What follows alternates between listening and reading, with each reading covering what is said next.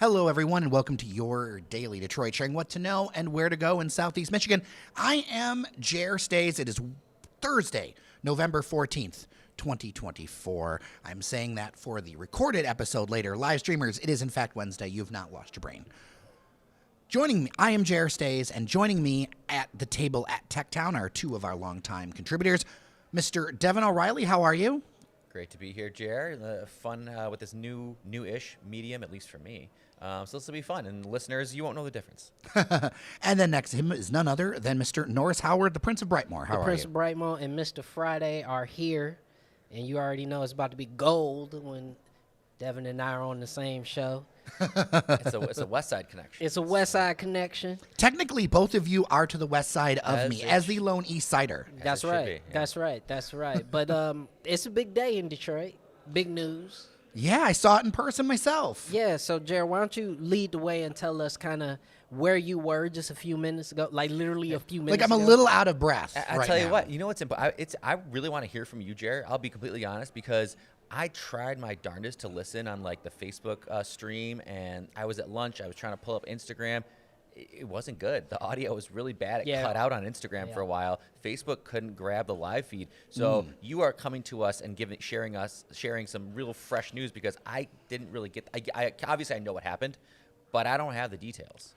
Well, the top line is that Detroit Mayor Mike Duggan is not seeking re-election.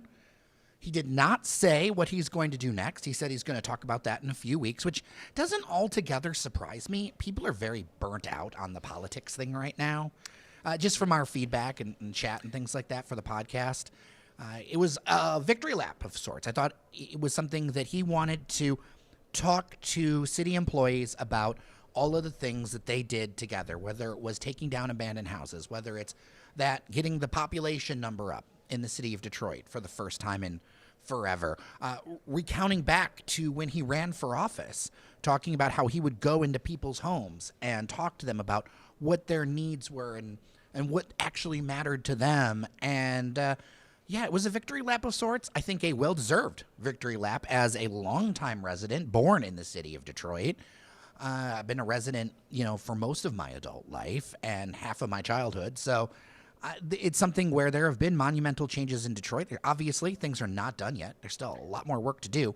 But he took a large victory lap. There were a lot of supporters in there. You could already see some council members starting to jockey for position as this race for mayor is about to heat up.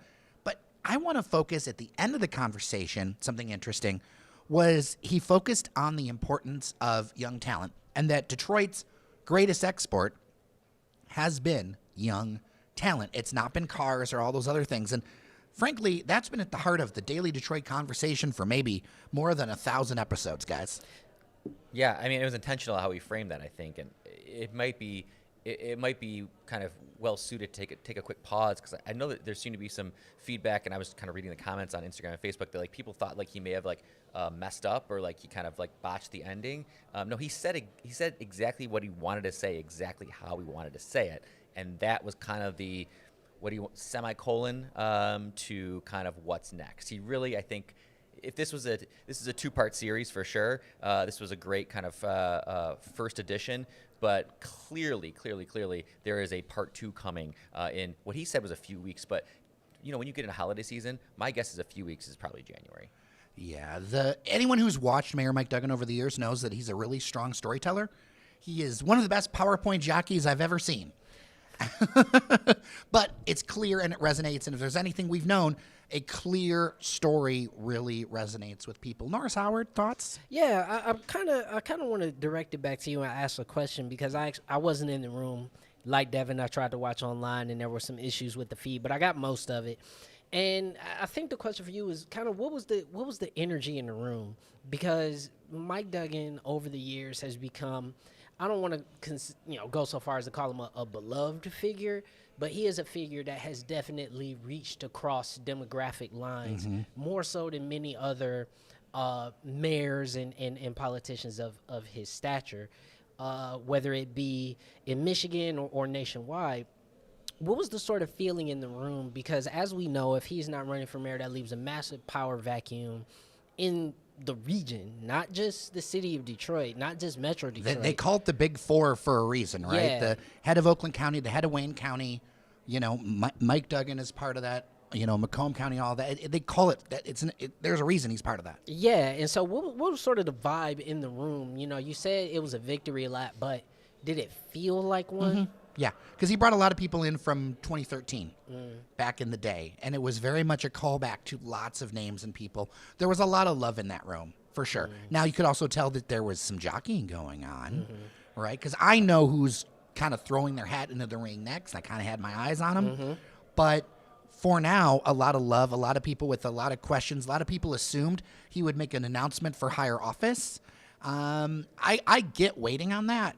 No, it's way too early. And I get that he wanted to kind of center employees with this because, look, a lot of people took jobs with the city of Detroit not knowing if this was going to work out for them. Because Detroit's comeback, especially when you look at 2013, and I was here, we were all here for this, none of this was guaranteed.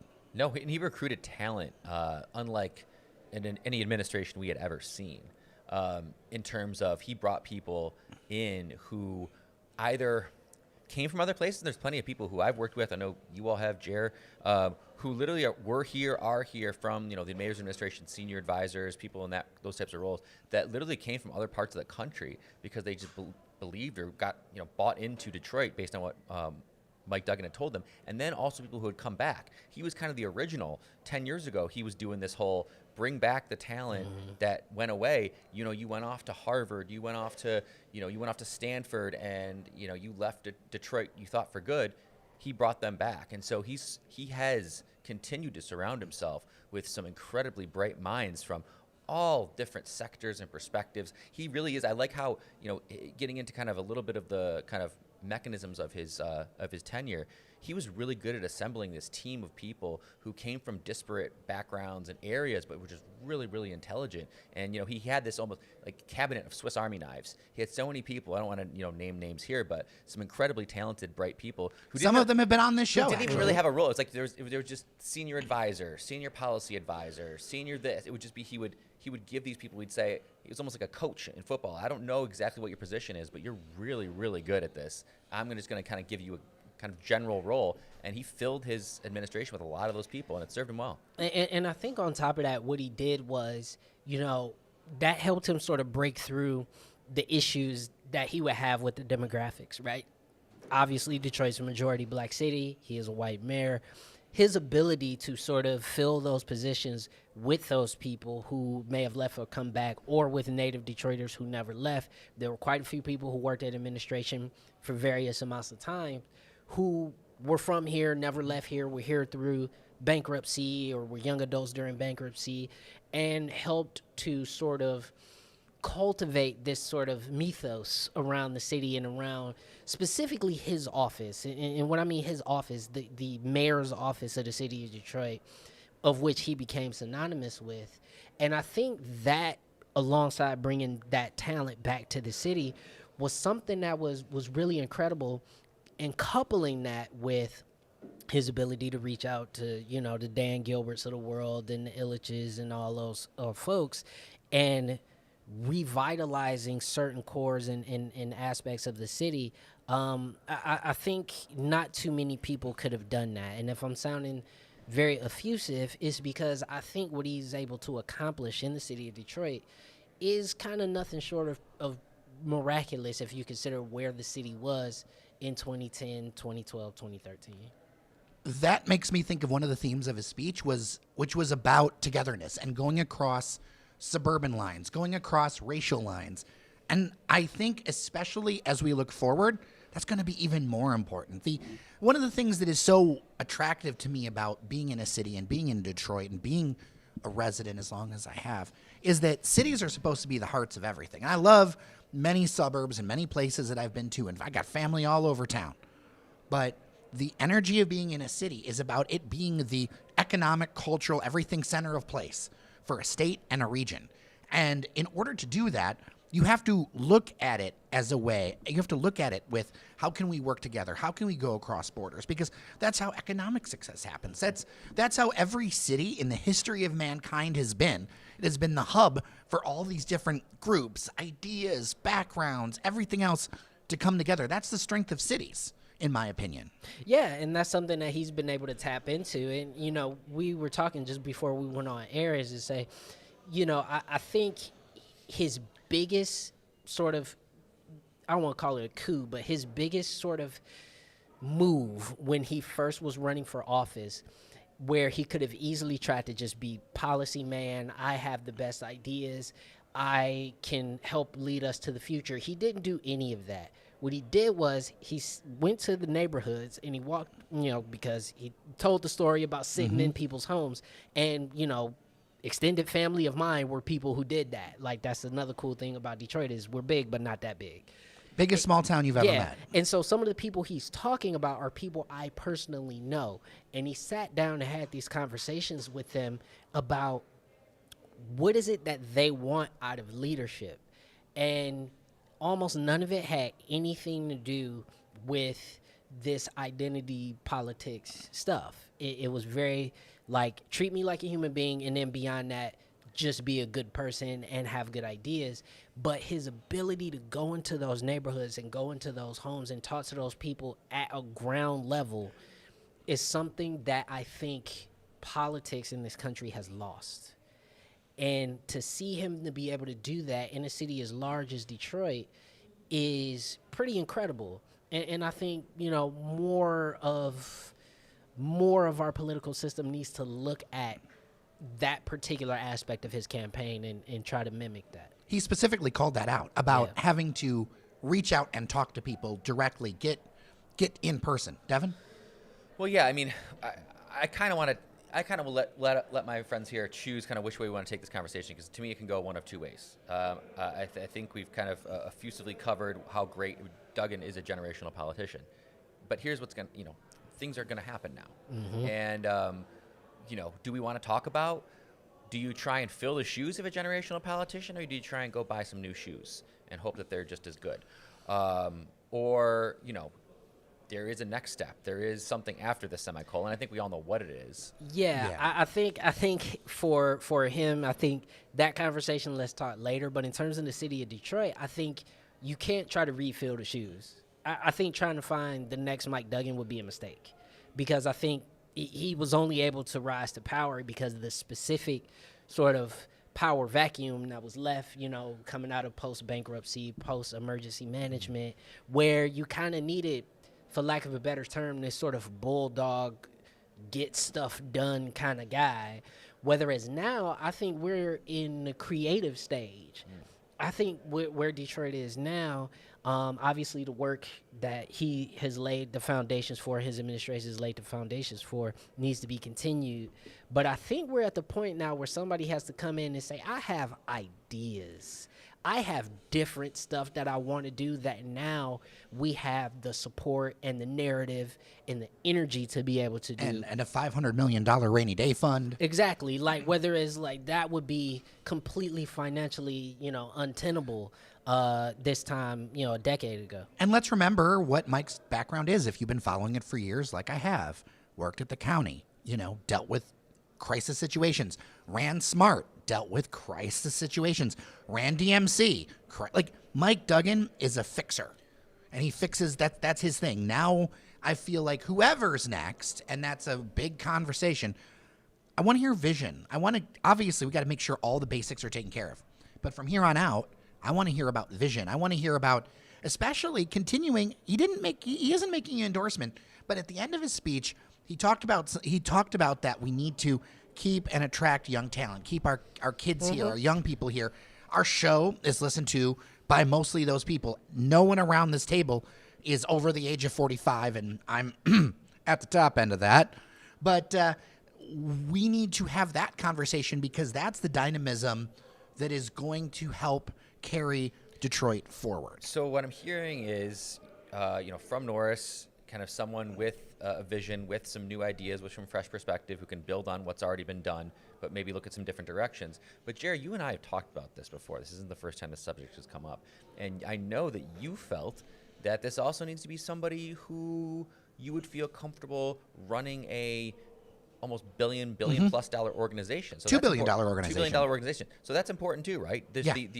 the ability to run a ship, to steer a ship, to captain a ship. That's important too. Yeah, and surround themselves with the people who are all going to be lieutenants on that ship, right? I have heard from a number of people that they'd love to see a lot of continuation of some of the functionaries because things have started to work better. And there's still, listen, there's a lot more work to do. We all know there's a lot more work to do, and ideas like that. But it's so important because things are much better, but things could also, there's still always headwinds ahead to a city like ours. And you even look at like the economic powerhouse that is Chicago, and it's making, I mean, it's a far bigger city budget, but they're making cuts. They're having, like, the future is not guaranteed, and so we need a steady captain.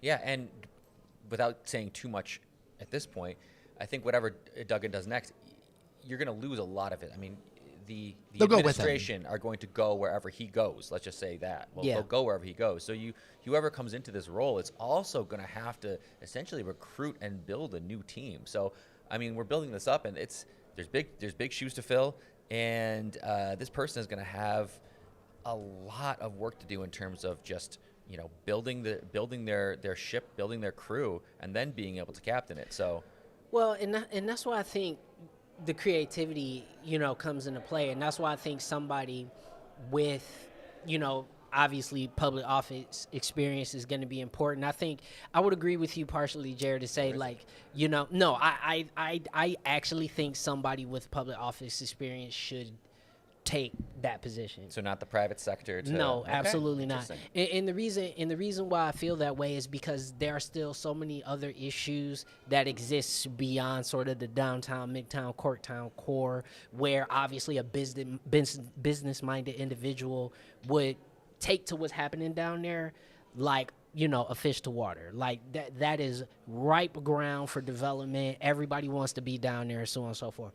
Everywhere else in the city requires somebody with municipal finesse, because there's still the issue of services, there's still the issue of infrastructure, there's still the issue of like the really boring city management transportation that like you have to just know from a municipal point of view how to navigate that. So I think that's important. But with that said, I think that if you are able to poach some of the people from his administration and retain at least a few, just to have that continuity of office, the continuity of thought, that frees you up to be able to say, here's something else that I want to do.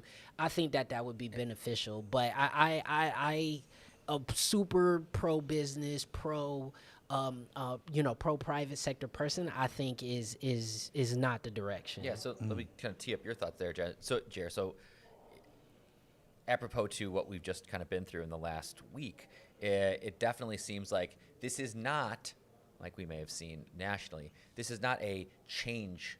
No. It will not be a change election. This will not be need a new direction. Someone please show us the way. No, the city loves the direction. Right. This is a little bit of keep taking us in the right direction, and it's a but. It's a yeah. Maybe and. think of some new things, right? Yeah, And it's a yes and. Do you agree, Jared? I agree. This is going to be an opportunity where some of the critics will have their largest chance to make their voice heard in a long time. So we're going to hear a lot of critics.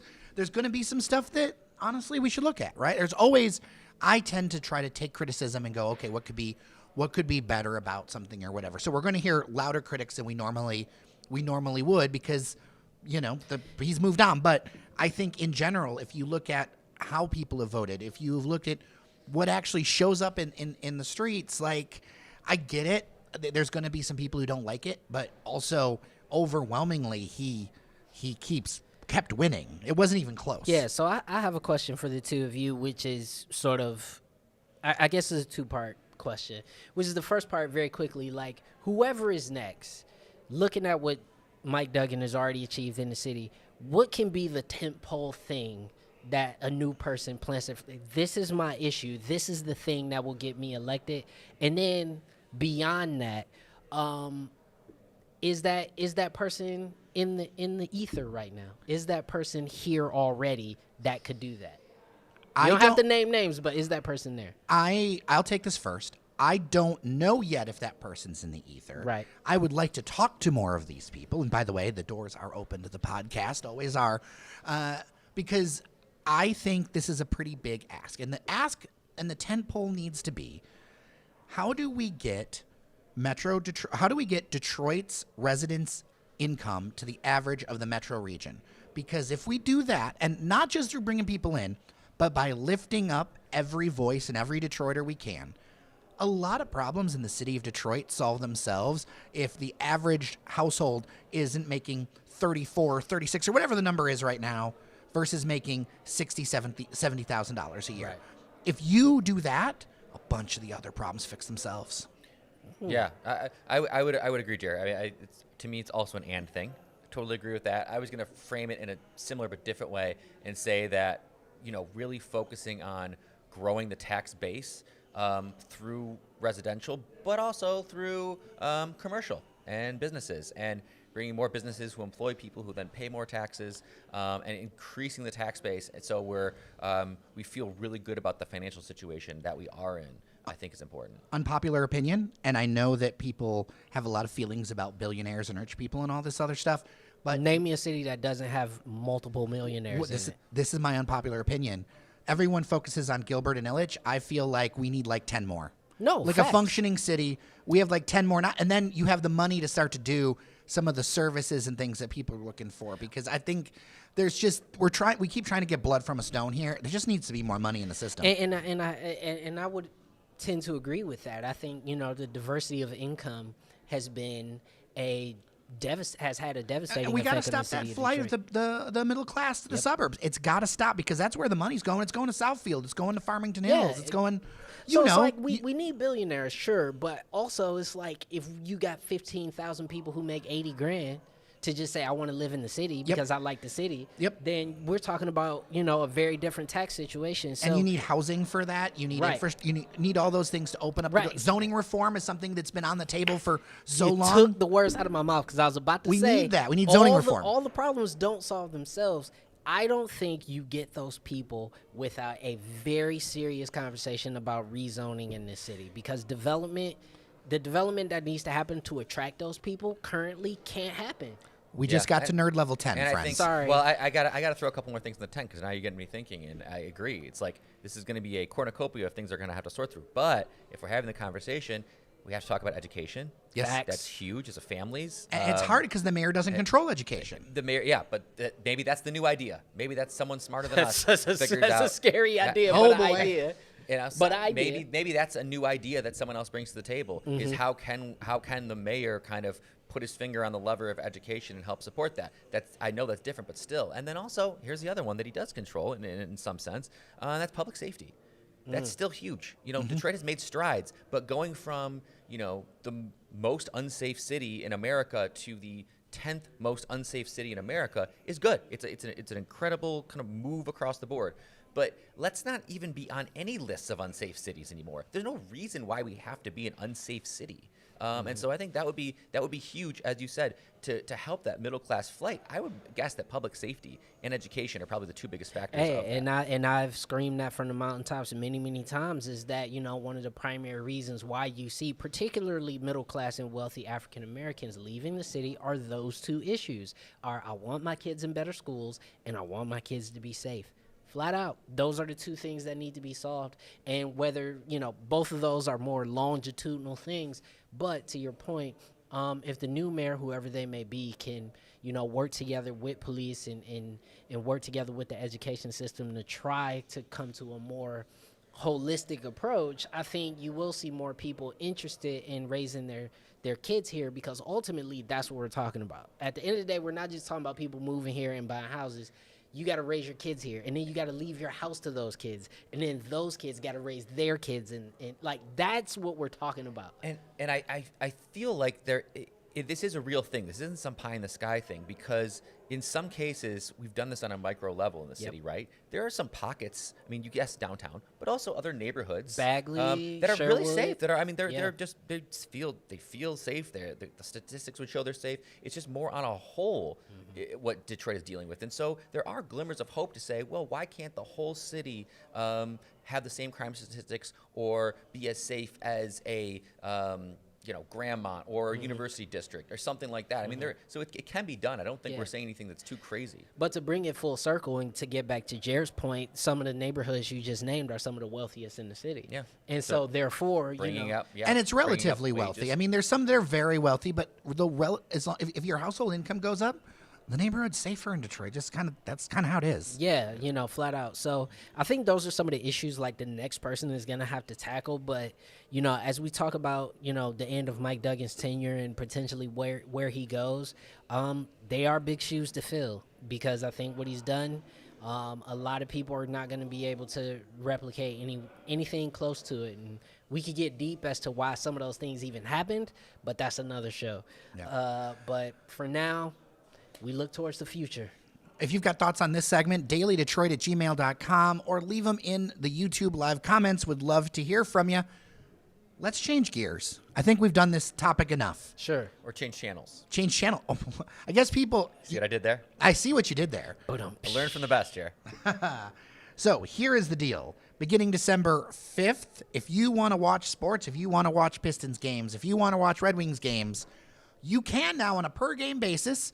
FanDuel has been, it's now FanDuel Sports Network is taking off the broadcast rights for all these things. Now it's the same group underneath it, but they changed names because of rebranding and new ownership and whatever. But anyway, $6.99 per game to watch it. I'm bootlegging every game. I'm out. Do Shark Tank style. I'm out. I am on a bootleg stream every game. And listen, I will freely say it. I'm bootleg Tell streaming. them how ridiculous this is, Norris. This is Tell them how stupid. ridiculous So this listen, is. here's what people need to understand. I am a massive soccer Premier League fan, but I watch more than that. I watch La Liga, I watch Serie A, I watch Champions League. There's at least 4 matches a week I'm watching for soccer, right? I pay total out of all those memberships and all that, $20, right? They're talking about a month. Okay. They're talking about $7 a game. Now you could do a monthly package at Right, well, $19.99 or $107.99 seasonal or $189.99 That's expensive a year. That's expensive, but it's still a much better. Who is paying $7 for a game? That's ridiculous. I mean, the idea being is that you're not locked into the thing. Because I tell you, there's a lot of people who tell me, I just don't want to be locked into a monthly So between payment. Pistons and Red Wings during the season, if I watch 3 games the whole month, I've already overshot. You've what it would be overshot just to the have monthly. a Well, it's monthly. kind of like, the whole point is to get you into doing the monthly, So- right? So Norris, let me ask you this, because I have my number. I'll say mine first. Okay. My question is, what would be the number? What is that number for the a la carte where, I'm a Pistons fan. I know you watch Pistons too. Sure. There's got to be, there Or is Red Wings. There is something for this, or Red Wings. There is something to this. But to me, it's like $3. $3 and like, Pistons are playing. To me, it's the the principle. Lakers or Pistons are playing. Maybe I want to watch this game, and maybe my family life has worked out where I can actually sit down, which doesn't happen often, where I can like sit down, watch this game. I'd be like, all right, it's worth the $3. But I'm not going to pay money to watch a game. While $2.99 I'm in. Yeah, $2.99 for the is my- Tigers. $2.99 is my- Because I can't sit and watch every single game. I reject this Even as that. an idea. Even I that. no, I 99 reject, cents. I reject it. How as can I an get you in the idea. door? A la carte, I reject it. And Wow. the reason why I reject it is because it opens up the slippery slope for them to be able to raise that price at any moment, right? So then Yeah, once but- once you're in, then where does that stop? But Norris, We've seen hold on. we've seen every other streaming service raise prices everywhere. So if you're paying just to watch the Pistons, Red Wings, whatever, you're paying $8 per game or $20 a month, then they realize not enough people are paying either, so we got to raise the price on all those people. It creates the slippery slope. Listen, all right, I am a firm believer of local sports should be freaking free. If you are in network, it should be on your network TV. Period. We should write that as a law. Like, No, and I'm serious as a heart attack. Yes, but there's supply and demand. As the geriatric millennial in the house, I want to say that I remember the Tigers broadcasts in the 80s and like the tiger going roar and all that. I loved all that stuff, and it's great for the team. But I think that this is all about having to keep up the prices for these extremely expensive broadcast deals that have just not worked out financially. But I don't think this is going to work. So let me get to that. I mean, Norris, to your point, it's supply and demand. Yeah, they could ask you to pay $20 per game, but no one is actually going to pay that, and they're not going to make any money off it. So I think this price will naturally come down. And my prediction is, in 6 months, you're not going to see this out. They still might try the a la carte BS.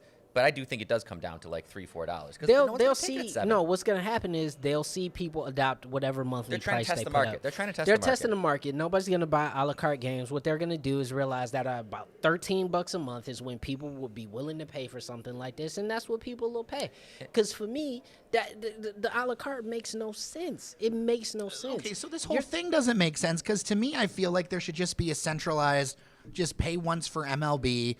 And, like, I know that all these individual deals are very financially strong for the teams involved.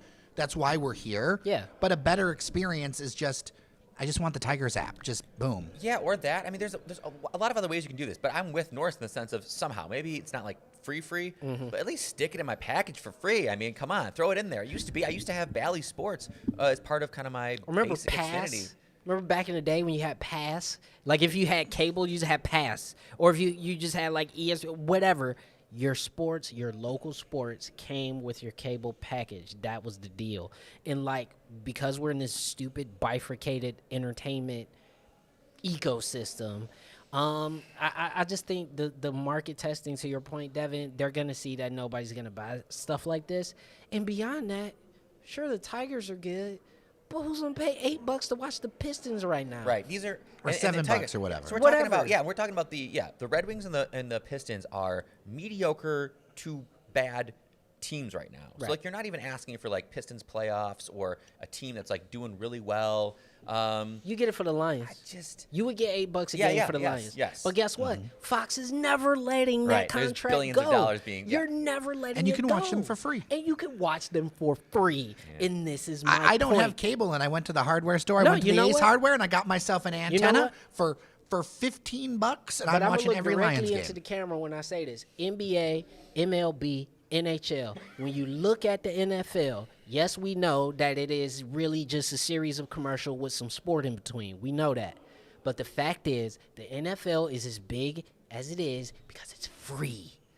It's free. No one has to pay a red cent to watch their team play every Sunday. And you know what? You're right. You know what? If these leagues want to compete with the NFL, which now dominates the entire conversation, you saw the NFL creep right all over. Remember Christmas basketball? Yeah, I loved Christmas basketball. I loved it, and it's gone. Yeah, it's creeping over everything because you can just watch the NFL. It's always there, and it's at the prime times. I think it's going to be really important that whether it's a sponsor, whether it's whatever, if they're not going to be able to compete long term unless they get free. Nope, they're not. And so as it stands right now, we'll see where it goes. FanDuel, or whatever the network is called. I would like to see the numbers on the level of adoption a month from now or 2 months from now. And by the way, what are we talking? FanDuel's hurting for money?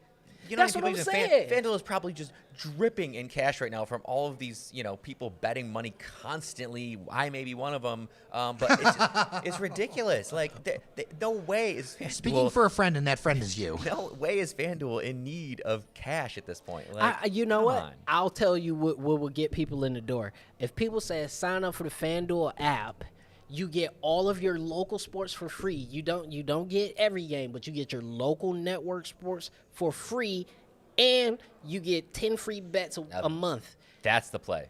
That's the play. You would get people in, they will watch sports, they'd be betting their butts off, and you'd be making way more money than $20 a month. I guarantee it. Norris, that is the visionary stuff we need from the next mayor of Detroit. That's what I'm saying. If they said $20 a month plus I get 10 free bets plus now we're building the package. The first hit's free. Yes. Like that's what we talking about. That's what you need. People want a deal. People want a bundle. Come on, FanDuel. All right, that's Listen to me. All right. Well, we are going to leave it there. What a good episode. Good to catch up with all of you. If you don't know, Daily Detroit is available on Apple Podcasts, Spotify, YouTube, wherever podcasts are found. You can listen or watch the show. We don't always do video, but we're going to be doing more of it now going forward.